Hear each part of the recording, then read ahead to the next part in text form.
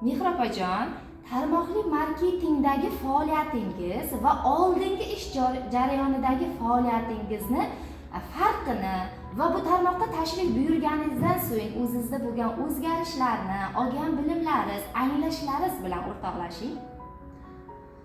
Tarmoqli marketing har bir inson uchun haqiqiy hayot yo'lidir.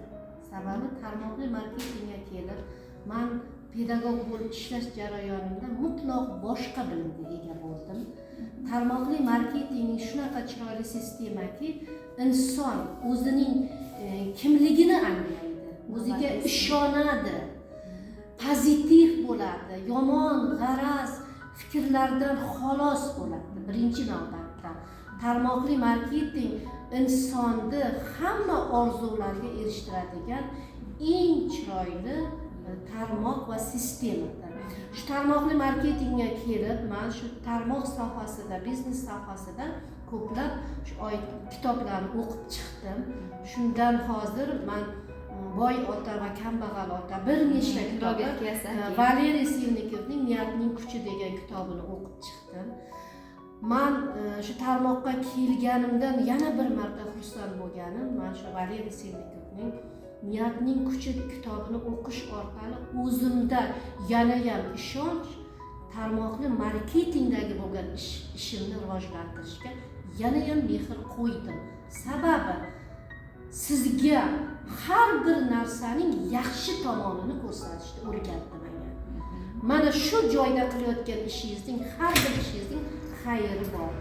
Valeriy Silnikovning Niyatning kuchi romandan ozgina bir parchani sizga aytib beraman. 60 yoshdan keyin professor bo'lyapti o'sha inson. Butun o'zining davlatiga, o'zining viloyatiga, butun davlatlarga tanilgan tabib va professor bo'ldi. Tibbiyot fanlari bo'yicha. Lekin nima uchun bizlar ayollarimiz, onalarimiz, akalarimiz, opalarimiz voy 50 yoshga kirib, menga bo'ldi, yo'q 70 yoshga kirib menga bo'ldi. Hurmatli opalar, ukalar, singillar, men sizlarga aytamanki, uyda o'tirmang. O'tirmang, uyg'oning. Hayot yonayapti, bilim oling.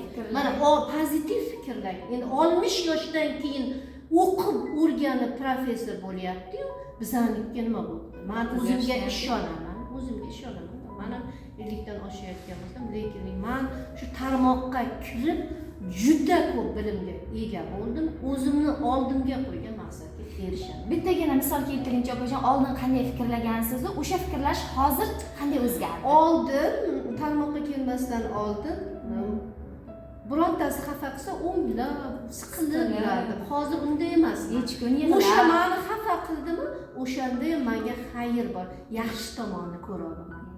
Demak, hozir men o'ylayman, shu men bilgan bilimlarni, men o'rganayotgan ilmni, tarmoqli sistemani boshqalar ham bilsa ekan degan o'y bilan yashayman. Lekin men bu yo'lda bilim olishda umuman charchamayman.